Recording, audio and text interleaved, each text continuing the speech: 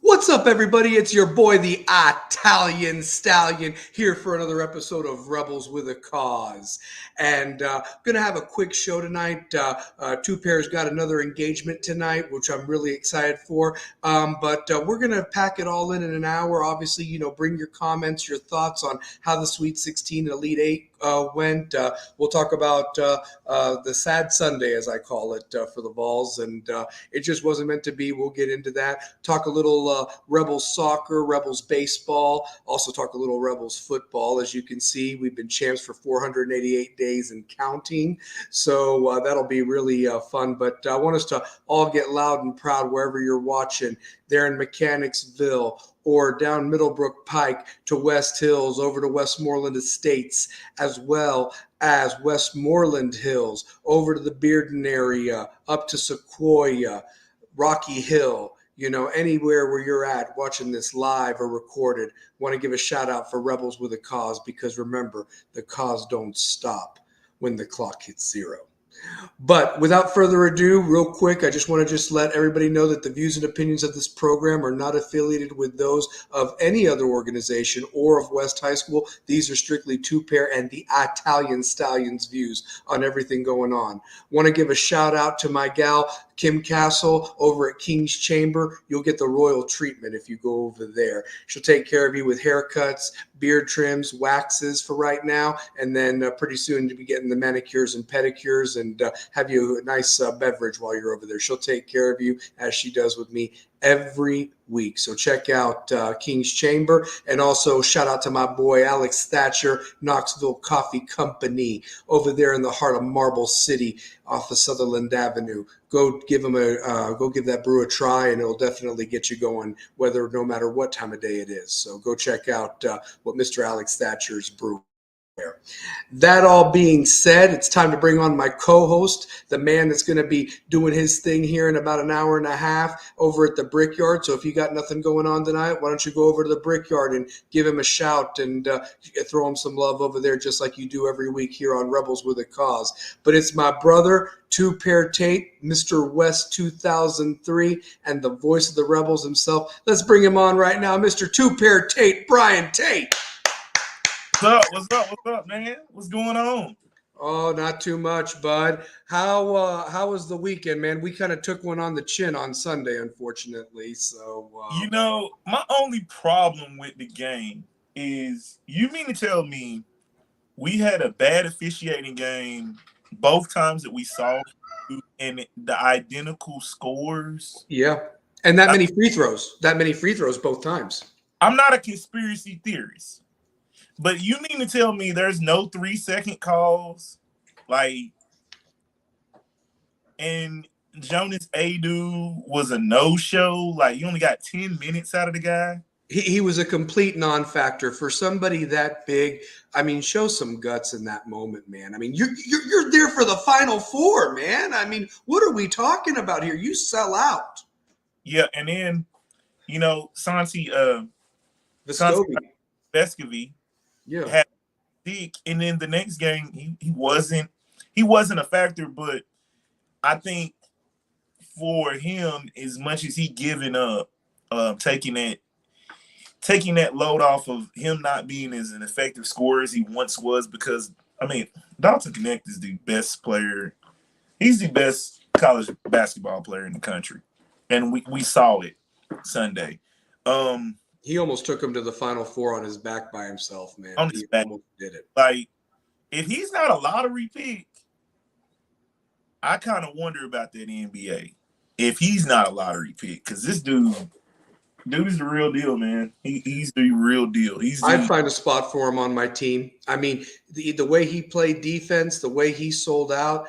I mean, Shane already bringing it, man. How can a 7'4" player only have one foul? I mean, I'm telling you, the way he hedges, the way he moves, his feet weren't set. He was definitely over the back. I can't answer that, Shane. I had a lot of problems with the officiating, and on a stage like that, why don't you just swallow the whistle? Would be my question.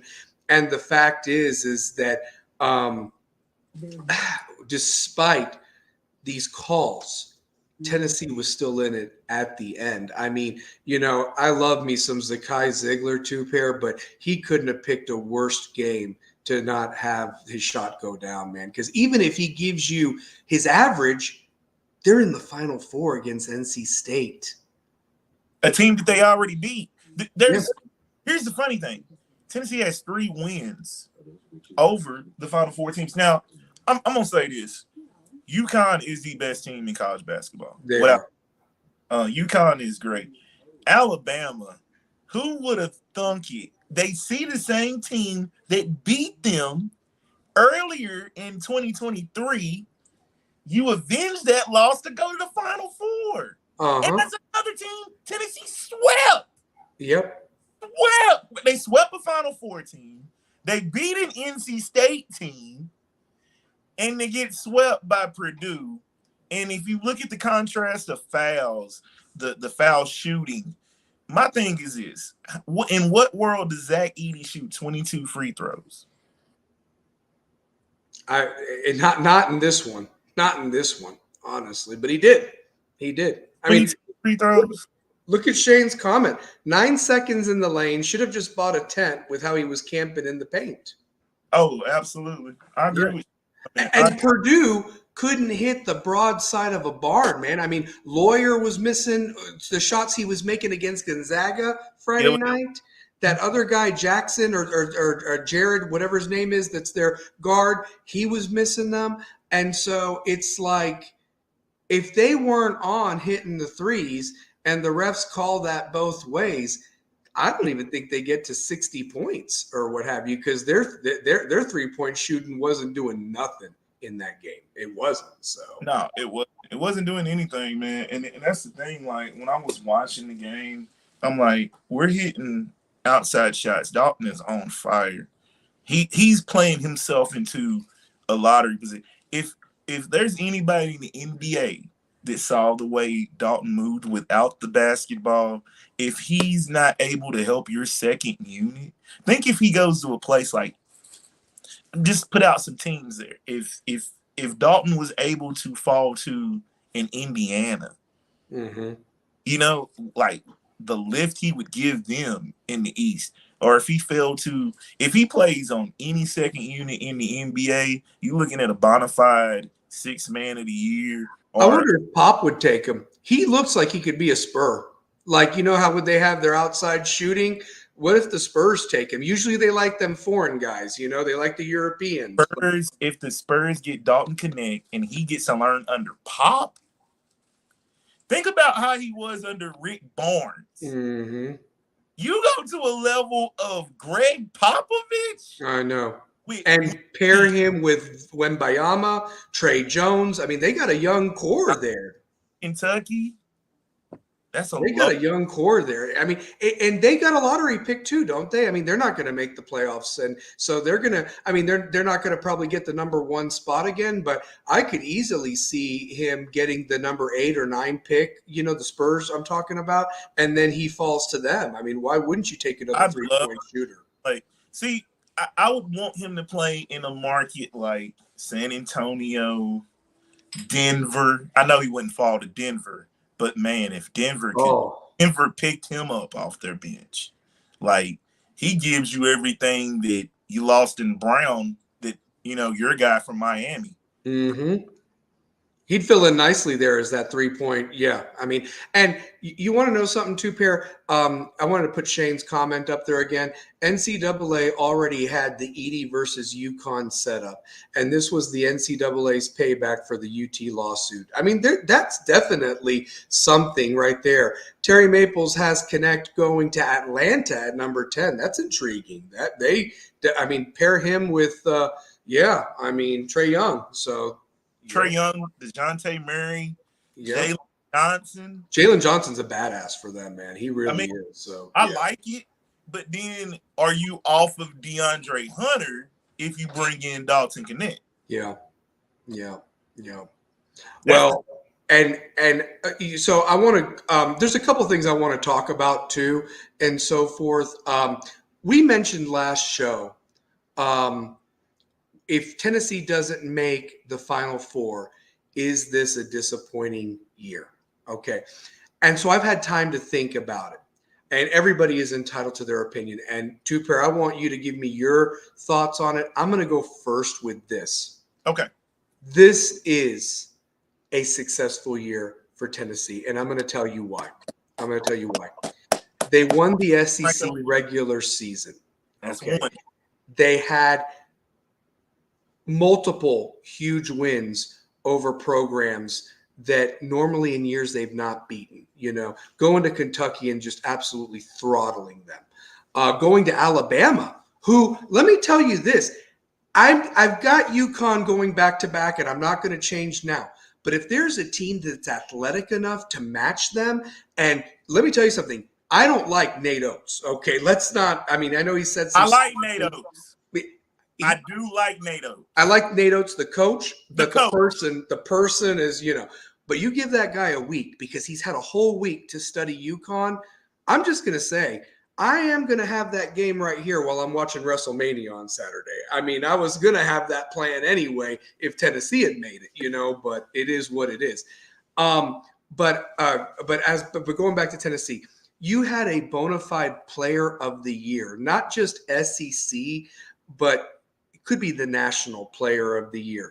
Rick won coach, or Rick didn't win coach. That was the South Carolina guy for his turnaround. But Zakai got defensive player of the year. So you had multiple guys first team player of the year. This is a hard tournament to win, guys. This is a hard tournament to win. And you do need Lady Luck to come on your side. But here's the thing. Tennessee had to play chalk the entire way of the tournament, okay? They had to take on the 15, which is what the 2 gets. They took on a 7 team in Texas. They took on a 3 seed in Creighton that was a very good team, okay? And then they took on a number 1 team who's been number 1 for most of the year and went toe-to-toe with them despite the officials doing what they were doing. And I'll tell you this. Final Four is nice. It's amazing. It would be program breaking, but there is nothing wrong with the Elite 8. Ask Kentucky if they would have loved to have been in the Elite 8. Ask North Carolina if they would have loved to have been in the Elite 8. Ask Arizona, who could be at home this weekend and choked tremendously against Clemson. Just choked tremendously. Choke job. I have never seen. I'm going to tell you this, man. Caleb Love. I don't know. I don't know. I mean, you can rewatch you hitting the big shot that knocked out Krzyzewski and Duke, but you have done nothing since then. Was a no-show in the championship against Kansas. Let me add to that. So I don't know the whole reason why he left Arizona. Left North Carolina. Arizona, but I think it had to do situational with somebody's girlfriend and you had one on the team. So I'm like, I don't know. Mm-hmm. But hearsay. For me, the disappointments are Mississippi State. Horrible. Total disappointment. South Carolina. Total disappointment. I will say this. Florida was in the game with Colorado. That's just a bounce of the ball. I'm going to tell you this, man. Florida, I'm being honest with you. Florida don't lose their big man. I think not only do they beat Colorado, I think they beat Marquette because look what DJ Burns and Diarra did to them. And then they had an off shooting night. If the 3-pointers weren't falling for Marquette, they weren't going to go far. So, I credit to Florida that they were even in that game and fought to the end and lost on a last second shot, So, yeah.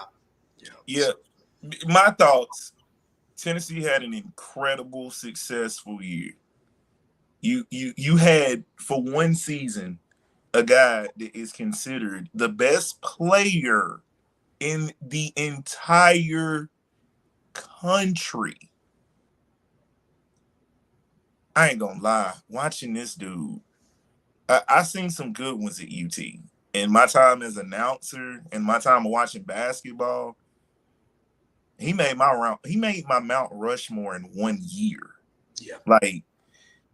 And I was like, Chris Lofton's on my Mount Rushmore. Mm-hmm. Houston's on my Mount Rushmore. Bernard King is on my Mount Rushmore. Mm-hmm. Dale Ellis was on my Mount Rushmore. But you And bumped him. But you bumped him. I hate, and this is Dale Ellis. Mm-hmm. This is Dale Ellis. So as for right now, I ain't doing no Mount Rushmore. I'm saying the top guys ever to play at the University of Tennessee. Just me. I'm going Ron Slay. I'm going Oh Chris, yeah. I'm going I'm going Grant Williams. I'm going people forget how good Steve Hamer was on bad Tennessee teams. Yeah. Yeah. You know what I mean? Yep. Bad CJ Watson is in there. Mm-hmm. You know what I'm saying? Like they have a plethora of guys. Mm-hmm. You know who I liked, by the way, that was, I thought, very good on the Elite Eight squad, the other Elite Eight squad, because now you've got two Elite Eight teams for Tennessee as far as they went. JP Prince. I liked JP Prince a lot. JP Rocky Prince. Top League, too. I'm gonna say like my unsung guys, like people that don't really give credit. Go back and look at Cam Tatum. Yeah. People When forget about Cam Tatum. Yeah. yeah, how good Cam Tatum was, like, and had a very, very, very successful overseas career. I don't think people realize how good he was just in looking up what he had to go up against as far as um, playing in the SEC and having to, get those minutes from a plethora of like Jordan McRae, Mm-hmm. Scotty Hobson, And those guys were great, Josh too. I Hack. mean, yeah. I mean, yeah. Like, and running the point, you had B Mays or Ramar Smith. Like the era of Tennessee basketball, far as them being competitive, it started in the Bruce Pearl era. Like, or no, I'm sorry, Jerry Green. Jerry Green. Yeah, I was going to say Jerry Green. So, Forget yeah. how those Jerry Green teams were with Ron Slay. You know what I'm Vincent Yarborough, saying? CJ Black. Harris, Isaiah Victor. Charles Hathaway was good too. I liked him. I mean, he's a big guy in the middle. So, Charles yeah, Hathaway, Harris. yeah, yeah. Aaron Green, who's coaching over at Oak Oak Ridge. Ridge. Yep. I mean, so they were, I mean, it's they've been in the conversation. I mean, we don't talk about the Buzz Peterson years, no offense or whatever, because I just could not believe how bad that was. But look what Pearl did with those guys and did something. You know, Dane Bradshaw and Jordan Howell. I mean, those guys screech. So Stanley Asumnu. Stanley Asumnu. So yeah, who, by the way, a lot of people don't know this. Once upon a time, was dating Candace Parker. He was. Low key. Low key. Yes. Low key. Yes. Very low key. Yeah. I was dating her. I was like, wow, he's dating Candace Parker. I'm like, oh, you all you gotta do is just ride. But no, like Terry Maples brought up big baby Brian Williams. I mean, he was a force inside there. So yeah. Baby Brian Williams, funny story. So it's crazy he said big baby Brian Williams.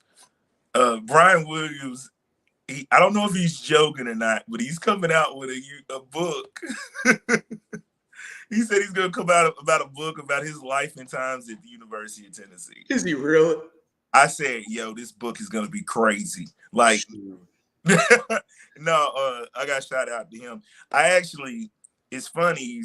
He said big baby Brian Williams because he actually came in with Cam Tatum in that class, Bruce Pearl's first class, I want to say.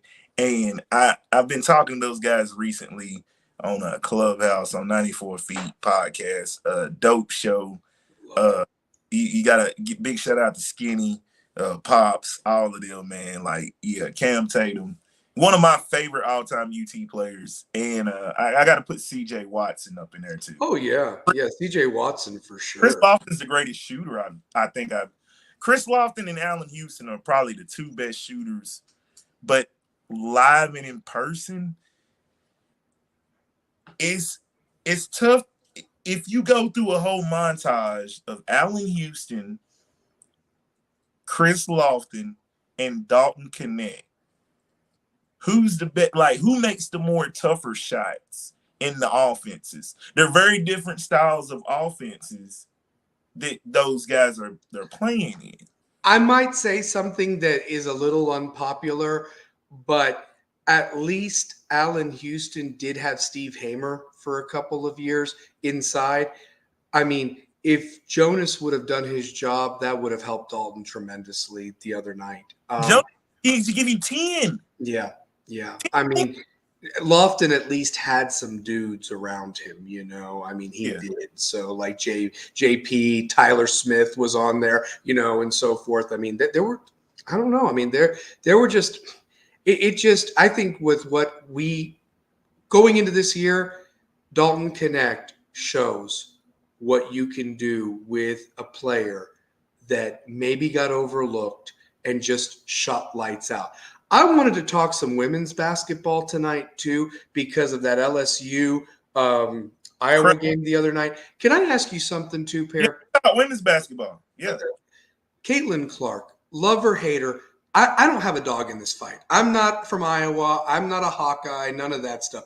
But let me just tell you this. I will give props to somebody that can shoot the lights out. Her form, she was shooting all over the place. And even the LSU players were throwing their hands up like, what can we do? They had a hand in her face. She's shooting between half court and the 3-point line. And it doesn't even hit the rim. She could show some of the guys how to shoot, of who was so disappointing in this tournament shooting-wise, whether they were on Tennessee or not. I mean, I couldn't believe some of the clanks that were done in the Elite Eight and Sweet 16 from teams that normally make those three-pointers. And I'm going to tell you this, man. Talking about UConn real quick on the men's side, I've never seen a team go on a 30-0 run. 30-0 run. UConn is the best. Let me say this. They're dirty. They're dirty good. They got the best coach in the country. They do. Hands down. Here's the crazy thing. His dad, Bob Hurley Sr., one of the greatest high school coaches of all time. In New Jersey, yep, and in the country, yep. Danny Hurley is maybe a hot take. He's gonna probably go down as one of the greatest college coaches of all time. If he goes back to back, with him losing 75% of his scoring to get NBA level talent at UConn, that's what he said. He says we get NBA level talent here. The other thing too, I'm going to tell you a couple things about Danny Hurley. The minute that Connecticut hired him, I said to somebody, Connecticut's going to be winning national championships in a couple of years. It's happening. Okay, now, the thing is this run is more dominant than the one last year was, in my opinion. And what's crazy is, do you think an NBA team throws that cash at him? Because that's the only thing that I think could change Connecticut better ante up is what I'm going to say. They did it to Billy Donovan. Yep. I mean, there's only been 3 coaches in the modern era. Yeah, there's only been 3 coaches or two coaches to go back to back since the Wizard of Westwood did it. Krzyzewski at Duke, 91-92. Donovan with the Gators, 06-07. Hurley can be right on that plethora. And then for women, you probably would say Gino Auriemma. Pat did a three-peat twice. Did Mulkey go back to back with Baylor and Griner, or did they only win one back in the day? They only got one. Stanford, I think, has only won one. They've never won like back to back. Stanford's got I think Stanford's got 3 total. 3 total, but they never went back to back. So realistically, Connecticut and Tennessee ladies have only gone back to back or 3-peated or consecutive for whatever weird run Connecticut was on, which was just unbelievable. The comment box is hopping tonight. I just want to go through these. Shout out to Larry Frank. I know he's hurt and his Tar Heels got knocked out by Bama and so forth, which I would have lost money on that one. I think I did lose money on that because of R.J. Davis deciding to shoot as bad as Caleb Love did that night. I mean, oh my God, I don't know what happened there. Shout out to Terry Maples and both Shane McGee. Terry had a great point. Auburn was a really big disappointment for the SEC. Hell yeah, they were. Kentucky should have been ashamed of themselves. Absolutely, they should have been. Of course, Larry went a little bit more personal. Screw Bama. Lost to starters who were brothers, cousins, and inbreeding. That Alabama guy with the mustache, I mean, oh my God, he can shoot though. I mean, he really brought it. So yeah. Tyler Smith was a damn beast. Thank you. Has been saying that for years now. Let's see here. But remember, Edie was overlooked. Laugh out loud. Yeah, that's true. Larry Frank, Caitlin is the female Steph Curry. Same damn game. Yep. Let's see here. Larry says Iowa actually won because of those other two girls scored 15 and 13, plus LSU missed a bunch of easy shots in the paint, along with 6 missed free throws. Wow. LSU out-rebounded Iowa 56-38. That's true. And I'll tell you this, LSU punched Iowa back in that first quarter. That was a fun game to watch, and it was back and forth, but man, Caitlin Clark in that third quarter just took over. So let's see here. Michael Lynn writes, Edie had to have been overlooked. If anyone looked too hard, it would have been a foul. Good one, Michael Lynn. Shout out to my boy there. Tennessee needs to land Cade Tyson in the transfer portal from Belmont. Shot 46.9% from deep this year. Yeah, I'd take him. And if they're looking for somebody else, that Florida Atlantic point guard entered the transfer portal. He shot 41%, averaged 18 a game. So he's looking for somewhere. He's probably going to go to Michigan. You think so? You think he's going to go there? Oh, because of they hired that coach to replace Juwan. Okay. I can't believe Juwan Howard got fired, man. After the team wins the national title and then Michigan has the worst season they have, it's like, dude, you look at Hunter Dickinson. What do you think's going to happen? Do you think, too, Pair, that had something to do, truthfully, with maybe the repercussions of the incident with that other coach that happened a couple of years ago and he got suspended or something? Yeah. Oh, so real quick, one more thing. So I think that the consensus of anybody participating in this would say that Tennessee did have a successful season. You know, I mean, they were a horrible officiating away from playing NC State at 6:00 on Saturday, Final Four. You know, and I think Terry mentioned it too. That would have been kind of a storybook thing that DJ Burns was here at Tennessee for a minute and then he'd be playing them again and so forth. But, you know, you talk about conspiracies. Two-Pair, feel me on this. Virginia was the first number 1 seed to lose to a 16, then comes back the next year and somehow improbably wins the tournament. Is this going to happen again with Purdue? They lost to a 16 last year and came back the next year to win the whole thing? Because some people even talk Virginia got some calls in that tournament that they should have been bounced or what have you. I mean, I really want to see, to me, I want to see Purdue and UConn. Because I know for certain UConn is not losing to Purdue. I love to see that. DJ Burns, you know whose fault this is? Who's this? It's got to be Virginia's fault. Yeah. Virginia, you take care of business. Hold on. Was it NC State? Did NC State beat Virginia? Yeah, Virginia missed the free throw. Yeah, you keep talking. You know what you're talking about. So NC State gets on this improbable run like it's 1983. Yeah. And has all these articles of everybody remembering when they threw on their Thurl Bailey jersey, when they saw Lorenzo Charles just magically take a oop. Mm-hmm. Yeah. It is wild. I mean, I'm not going to take anything away from them. They are as hot as could be. And realistically, I don't know how that's going to go down with Burns and Edie inside or what have you, because Edie definitely has the, the height advantage, obviously. And they list Edie as 300 pounds, but Burns is every bit of 300 plus pounds, but he moves like a defensive end. I mean, the way out there. Big guys don't supposed to move like that, honestly. No, and he would be, that's what I'm saying. If he doesn't play basketball, he a fine D tackle, D end, left tackle, right tackle.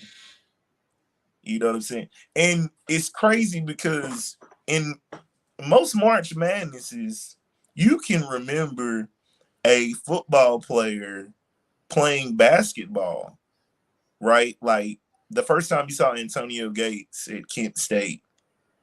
You know what I mean? Tony Gonzalez at California, Jimmy Graham at Miami. Yeah. Julius Peppers at North Carolina. A lot of people forget that. Yeah. So like, I think Julius Peppers is the only one to play in the NCAA tournament and a Super Bowl. Yeah, he played in the Final Four in 2000 or what have you. So, with Ed Cota and all those guys. So, yeah, Final Four in the Super Bowl, I think it is. Yep. So, I mean, I just here's the thing. I think last week I said that I would be very shocked if any of these Sweet 16 games were not entertaining. And realistically, the one that was just a complete, I just didn't understand what happened there. We should have known. I mean, we knew San Diego State wasn't going to match up with UConn or what have you. But but realistically, I was shocked of how well Illinois did against Iowa State. And I thought that Illinois could give Connecticut a game. I liked Illinois, though. I said I liked it. They just, I mean, but 30-0, two pair. I mean, this Connecticut team. I mean, so let me ask you this: I like Iowa State too. I like Iowa State after the Big 12 tournament. I liked Iowa State after the tournament. They looked really good. But so Terry goes, Burns refused to get into shape and stick to Barnes's meal plan there. So I mean, NFL GMs want Burns to play offensive tackle. He's 6'9", 275. So I mean, it's like Bryant McKinney. You know, Bryant McKinney was like 6'9", 6'10", 330 pounds though. And I don't remember Bryant McKinney giving up any sacks in college. He never did. No, not in Miami. He didn't. Maybe with the Ravens or something, but no, never with Miami. He didn't. So, let me ask you this too, Pair. You got these 4 teams. I think it's going to be Connecticut and Purdue. I didn't get into an argument, but a guy that I really think very highly of basketball, he thinks that the refs are going to play a part in helping Purdue beat Connecticut. Well, I'm going to just say this much. I think Connecticut could overcome it, unlike Tennessee, because I very highly doubt seeing Connecticut struggle from the field or people like Jonas Adu not show up. Klingman is a beast inside. And he's 7'2". He's 7'2", and he's way more athletic than Edie. So I think that Edie would be the one that would have foul trouble with Klingman. So let me say this. Shout out to Toby Walker. He took the challenge. He did. But Toby Walker is 6'8". Mm-hmm. He took the challenge. He made it hard. He made it difficult. It wasn't easy. And also, I got to give it up to JP Australia. Oh my God, dude, he was great off the bench. I mean, we had to go with him because he at least gave you way more than what's his name that was a no-show. Adu was a no-show. Adu, like, what happened? Is like, did Jonas Adu like leave his? Did he leave like his game back in Knoxville? Like, I don't know, like. He missed the bus to Detroit. He missed the plane to Detroit because the guy that you got that stepped up in that first weekend didn't even show up in the second weekend. And you know what? Here's the other thing too. they said Santiago was battling flu-like symptoms or whatever. So if something was going around with the team, that sucks. I mean, that you couldn't have picked a worse time for that to happen. I mean, and I've learned of other teams having that issue before. And here's the other thing too: you don't even know if it was really COVID or if it was a sinus infection. You don't even know these things because they all kind of run together. And I mean, it's just bad luck, I mean, and like I said, you gotta bring it every game. You gotta shoot great, and you gotta have some officiating on your side, which it looks like Purdue. Oh, we feel sorry for you that you lost to a 16, so let's get you a wheelchair to the Final Four. Not that you needed it, I mean, so yeah, you know what I mean, like stuff like that. And also, I really want to say like Triple J was big. Triple J, he shot well from the field. I mean, he gave you everything he had. Vescovy just was a non-factor. Like, just Meshack played very well. maybe I thought Josiah played good. I mean, I remember I've been one of his biggest critics. I mean, he did show up in this tournament. I felt Josiah did. So Meshack was huge off the bench. Meshack was huge. Yeah. Terry Maples with the. I want to go back to Larry and Michael's comments real quick. Terry put Tennessee needs a real center. Allow Awaka to play power forward where he belongs. Absolutely. I mean, let me just tell you this: for as much as the NBA talks about that, those old 7-footers wouldn't fit in today's game. In college, you still need a guy in the middle. And look no further than 3 of the 4 teams have 3 post players that dictated the games. You don't have to like the foul calls. 7-4 is 7-4, and he's doing it. I mean, Burns at 6'9" is a monster inside. I mean, just completely owning teams. And then Klingon is doing his deal. So you need that. You definitely need a big man in the middle. You definitely need a point guard to run the show, and you need wings that shoot the lights out of it. And if you have 3 or 4 guys you can bring off the bench, and I'm talking about they just are not foul collectors, but they're guys that actually can contribute, I mean, you've got a damn good possibility of winning this thing. And then you have to stay injury-free, too, Pair. Sickness, injuries. It's a physical game, and people land wrong, and it could be detrimental to the whole team. It's a tough sport. It is a tough sport. It really is. Let me see here real quick. So Michael Lynn wants to know how fast does he foul out? Talking, I guess, about DJ Burns. Correct me if I'm wrong, Michael, about that. So I'm going to tell you this. Keep an eye on this hot take. Diarra, the other big man for NC State, is a very hardcore Muslim. And they're still in the middle of Ramadan. And until Tuesday. I had made mention that he would be an absolute non-factor against Duke on Sunday because that game was played at 5 o'clock. Sundown is not till 8 o'clock, and he couldn't have water or crackers. He had 2 points that entire game. Why is that significant? Luckily, the 2 DJs stepped up for NC State and bounced Duke. But the 6 o'clock game with NC State, Diarra can't have the crackers and the water until 8 o'clock. The game starts at 6. You're talking maybe 5 minutes left in the game when he can finally get hydrated. So if realistically Burns does get into foul trouble, Diarra was in foul trouble against Duke. I don't know if Ben Middlebrooks can handle Edey inside, and is Middlebrooks going to get any calls for him and so forth with his defense. And because of that, I have to go with Purdue in that game against NC State. But here's the thing. I've picked against NC State almost all tournament long and so forth. And so at this point, I'm like, you know what? Finish your story. Finish your damn story. I won't jinx you. I'm going to go with Purdue so you can beat Purdue and see if you can knock off Connecticut at this point. I mean, you've knocked off everybody else. Duke twice, Virginia, North Carolina, Oakland, who couldn't miss against Kentucky, Texas Tech, who was a decent Big 12 school, and you knocked off Marquette, who was the second team in the Big East or whatever. So why not them? Why not NC State at this point? You know what? NC State is going to win this game. They probably are. So, I mean, I wouldn't. Yeah. Larry Frank wanted to ask, guys, what are your thoughts on Caitlin's oversized Adam's apple? Did you all see the pic? So if anybody's not seen it, apparently there's a picture going around where Caitlin was smiling or something, and it looks like she has an Adam's apple. And I guess women do have an Adam's apple, but it's not as defined as a man's, or I don't know. I'm not a doctor, guys. I'm not. But if anybody's got thoughts about that or whatever, I think she's a girl. She's just, I don't know. I don't know, guys. This ain't no Joanna Man thing, but I think it was brought up, so I had to put it out there. So yeah, but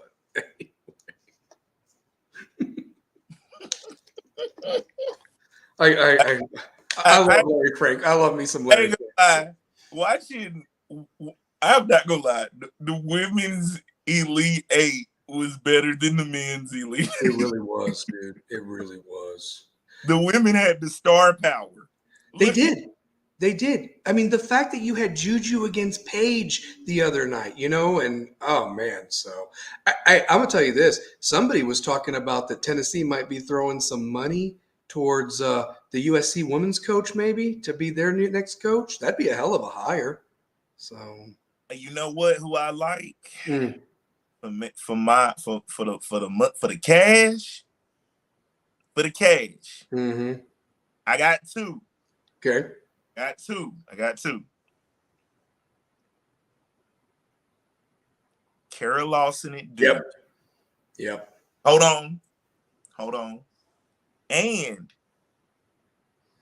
Molly Miller from Grand Canyon. Wow. Okay. What do you think? Do you think that they would hire Molly if they can't get Kara or the USC coach? Yeah. You wouldn't have to pay as much. Yeah.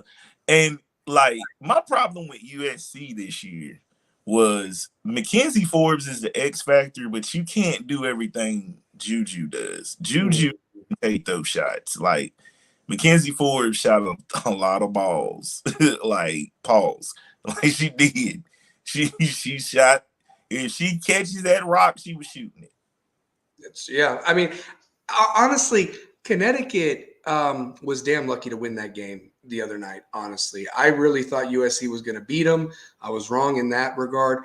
I mean, let me ask you this: the UConn-Iowa game, is UConn going to spoil the dream for Caitlin, or what do you think at this point? Because it's Gino. It's always Gino. So yeah, and he hadn't won one in a while. Gino got something prepared for her. You know what I'm saying? Like whatever does he have prepared for? Because we've seen her excel against like the Giants, like to beat a South Carolina team that was undefeated to get to a championship game last year. She got to get one. If you don't get a national title, just a lot of accolades. Like, if she don't get one in college, she's just like that girl from Minnesota that had the scoring record for a while there. Remember her from 2003? I forget her name. She was from Minnesota. She played for the Gophers, and they had a special little run, but they didn't win nothing. They got to the Final Four and lost to Connecticut. Got destroyed by Sue Bird and Taurasi and all them. You talking about Lindsay Whalen? Lindsay Whalen, you remember? Yeah, Lindsay Whalen. So yeah. Hey, she was not bad though. No. I'm just saying though. That's all Caitlin Clark will be is the next Lindsay Whalen. You didn't win a title. You just had the most points in history or whatever like that, I mean, but that championship, man, that these are what make you immortal. Honestly, they do. I mean, that's what I'm just saying though, if she doesn't win, what if Paige? I just got some scenarios. Sure. What if UConn sees South Carolina and Paige beats South Carolina as an undefeated team? Like, there's so many different storylines we can have. Here's the thing, and it took her 2 years to get back from that horrific ACL injury. I mean, you remember she had to redshirt, she had to sit out and so forth, and had multiple surgeries. And for her to be playing at the level that she is, not many people get back to that level in any sport. So, Shane brings up something that has been a topic amongst Lady Vol fans for years. Okay. And here's the thing. There's one other school that I look at, like the Lady Vols in men's, and it's the North Carolina Tar Heels, where, they've always kept it in the family with Dean's stable of coaches. Now, Bill Guthridge got to the Final Four, with Antoine Jameson and Vince Carter. Got there twice. A lot of people forget that, got there with Ed Cota and Brendan Haywood. And so, yeah, got to two Final Fours, retired. They bring in Matt Doherty. Matt Doherty had an okay year that first year, but truth be told, the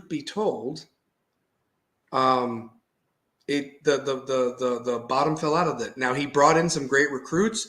Roy took it over, and now Hubert has done a pretty decent job, I think. I know some fans are probably criticizing him in that Alabama game, but shit happens in this tournament, guys. I mean, Hubert got to a Final Four in pretty much his first year as a head coach. I mean, and was one half away from winning the national title in his first year. Last year was a disaster because of what we talked about. And so the reason I'm bringing that up, though, of how I parallel it to Tennessee, at least with the exception of Doherty, the coaches that they have kept in the family at North Carolina have been successful. Mm-hmm. And, of course, to follow the great Pat Summitt, I don't think Holly she was an assistant. She was a good assistant coach. And there's a big transition from being the assistant to the head person. Kelly Jolly had been a coach at other places and had just done so-so. But I was hoping that maybe she needed to bring the energy that maybe Holly was missing, the disconnect with the players. The reason I'm going to really address Shane's question is, and I've seen Larry mention Candace Parker, Kara Lawson, like you mentioned. Here's the thing. I would be okay with giving it to one of them if you want to stay in the family one more time. But I was just a few weeks ago saying that I would like to see somebody from outside the family to bring in something like the Ohio State coach. You just mentioned Molly over at Grand Canyon. I'm just saying some fresh blood might be what this program is needed. Mm-hmm. And the other thing, too, with the amount of NIL and hardcore Lady Vol fans that there are, I'm really shocked, too, Pair, that we're not getting the recruits that we used to that are going to the South Carolinas and the Connecticut's and places like that and so forth, honestly. So, Shane, to answer your question, bud, because it is a great one, I don't think that you can ignore the UT family, but I want the best candidate that has a plan, that you're at least in the Sweet 16 consistently every year and into a Final Four. So, I mean, what do you think too, Pair? I know that we're getting close to the 1 hour mark. We got about 12 minutes left on the show. So, but yeah. Yeah, like my thing is Kara Lawson makes the best choice if you had to stay within the family.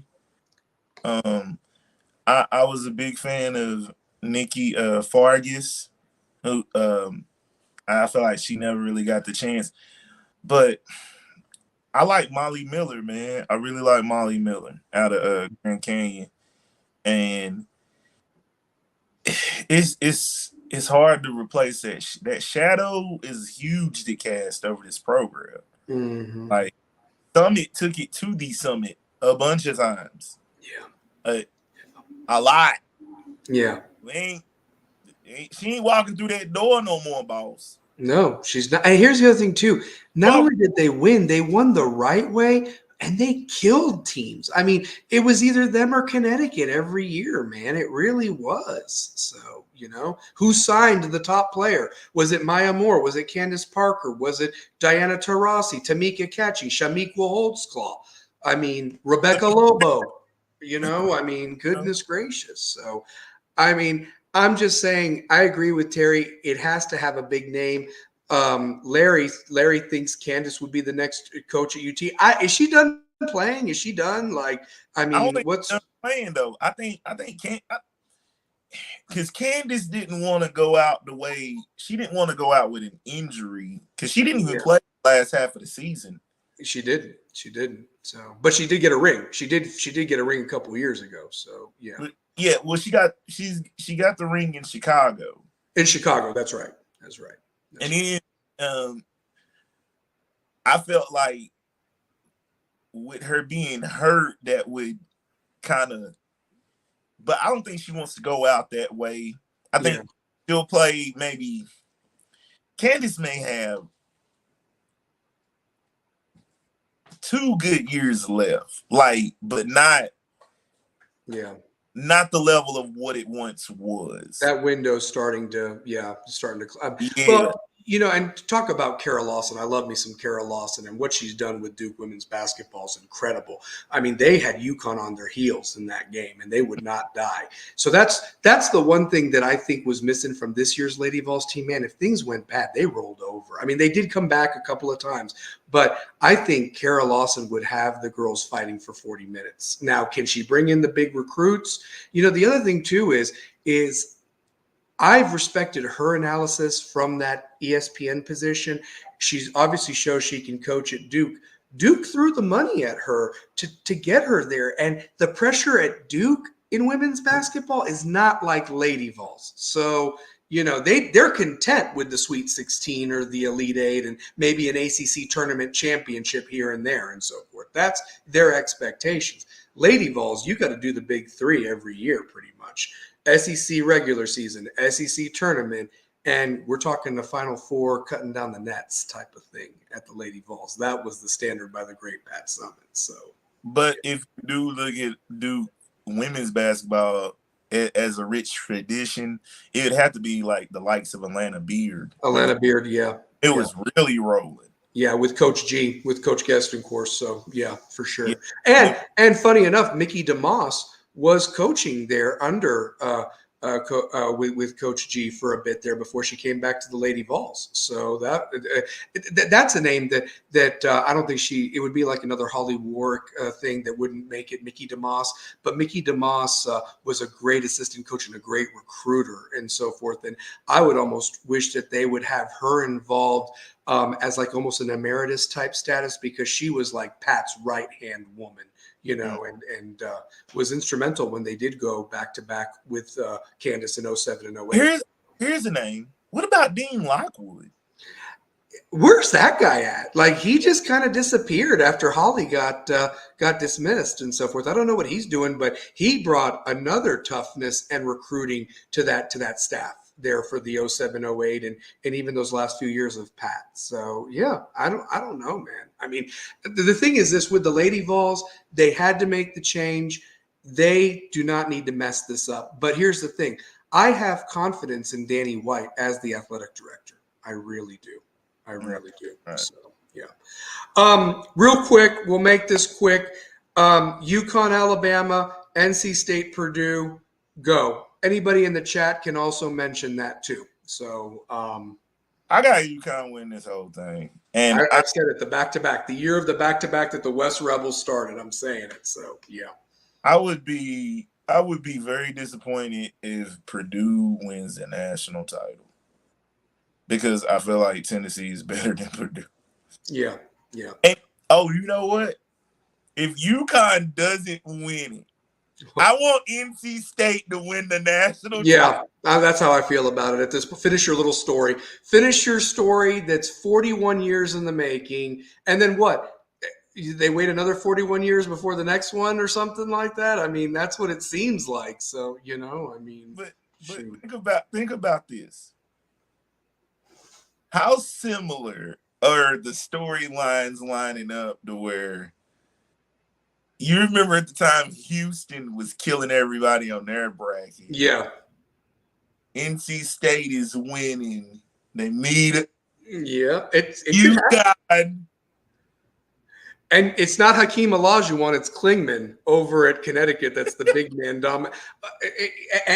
And Houston had a good coach too. You know, not quite Hurley. Hurley at least won it. You know, Houston always was the bridesmaid. You know, right. I've got something for you that would be very interesting. And Larry Frank can chime in on this. I hope he's still on here, being a big North Carolina fan. Chapel Hill will not take that sitting down lightly if NC State wins that title this year. They will not. Look at Ohio State of how much NIL money they have spent to get players and coaches on that staff. Chip Kelly went from a head coach to an OC at Ohio State when Michigan won the national title. And Ohio State said to Ryan Day, here's everything you need. We need to get it back. And if NC State wins that title, don't think North Carolina is going to take that sitting down with NIL money and get the best of the best transfers and convince RJ Davis to come back for one more year, because he does have 1 year of eligibility left because of the COVID year. So I'm just saying, you know, they will not take that sitting down lightly. I see some contrast there of the rivalries of between like those schools and so forth like that. So that's just it. So yeah. Oh, okay. Real quick. Thank you so much, Larry. NC State taking a page from Cody Rhodes. UConn is the final boss or whatever like that. But do we got WrestleMania picks this weekend? I still think my tribal chief will still be champion walking out Sunday. I mean that. If he does, I will cry so hard, honestly, because I am a Roman Reigns mark. I am. I mean, look at my banner. Look at my banner. 488 days and counting. Hold on. This would be some drama though. This would be some drama because Paul Heyman's getting inducted into the Hall of Fame. Yes. And if Roman Reigns loses, I don't think they would write it. I don't think Vince would write that. Yeah, I don't think so. No, not at all. No, not at all. Larry put here, Carolina would rather see Duke win it because at least they got the bloodline to do it. North Carolina State has given me Space Jam Monsters vibes. I'm telling you, Larry, it's true, man. Raleigh is like little brother, and they're not supposed to beat Duke and North Carolina, and they've done it on the biggest of stages. And if you look at the regular season games, Carolina and Duke mopped the floor with them in those regular season games. But it don't matter. It's hard to beat a team, you know, 3 times or twice and so forth. So acknowledge your tribal chief, Larry says. Well, I'm going to tell you this. I've got UConn against Purdue because that's what I had in my bracket. And I had UConn ultimately cutting down the nets, but I would not be sad to see NC State win the whole thing. I just wouldn't, just because it's like whatever. NC State wins this whole thing, I'm gonna crack up. Oh my! We'll talk about it next Wednesday. I pray to God that they win this whole thing. You know what? It would be the cherry on the top, an 11 seed winning the national championship on a unbelievable winning streak. You talked about it. Virginia was 1 free throw away. Kevin Keats isn't even their coach anymore. And they'll give him whatever he wants if he brings home a title. I mean, goodness gracious, he's already brought them home an ACC title. So if that think about this.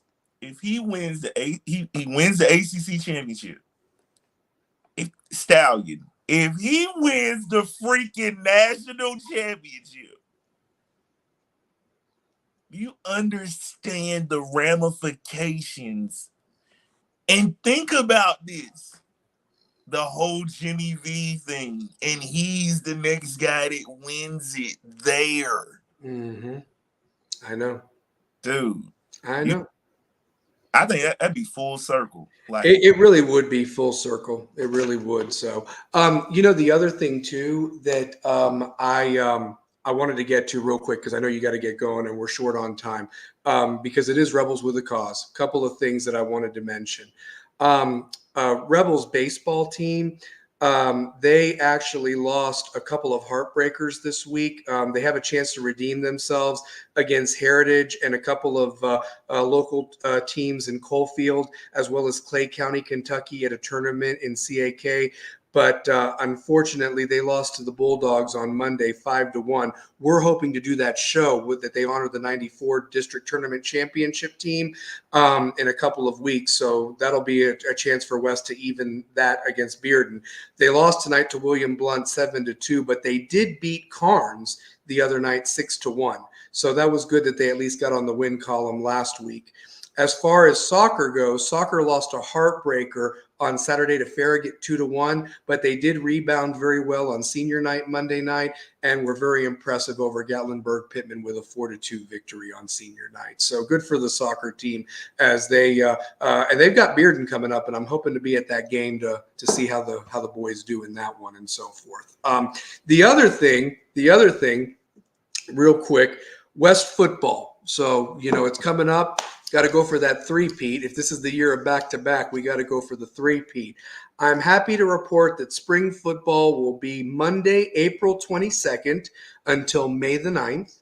And the spring football will culminate on Friday, May the 10th in a scrimmage at Gibbs at 6:30. And I'm sure that we'll have way more about that going forward. But, I just wanted to do that and acknowledge the Rebels with the cause and in them for their seasons and everything coming up. Real quick, Terry Maples, I'll be here when you all see Purdue can't be beat when you can't touch Edie. Hot take right there. That's probably true. Probably true. Larry Frank, the Tar Heel fan, I can't take an NC State natty. I know. I'd rather serve appetizers at a P. Diddy party. That's a hardcore Tar Heel right there, man. Comment of the night. That is the great Larry Frank, and a shout out to him and Devin and their show You Talk that airs on Friday nights. Also, they do a Monday night show talking Miami football. They're the ones that gave me the idea for us to do this show, so I always love my big brother Larry Frank Jr. So shout out to him with that comment. And, well, Larry, I will say this: you did say that P. Diddy would be in jail by this weekend. Is he even in jail yet? I mean, I don't. Can they find him? Where's he at? I've not been paying attention to that stuff. I mean, but shoot. So yeah, but listen, I know we went just a tad over. Two Pair, you got to get to the Brickyard. So let's close this out. We're going to do this W real quick because it's all about them Rebels with a cause. But shout us out, end us out, and love you, brother, as always. Next week, WrestleMania this weekend, Final Four. Enjoy, guys. So. I know what it is. Love, peace, chicken grease. Hey, man, it's Rebels with a cause, but don't step on them shoes. We out of here. We out.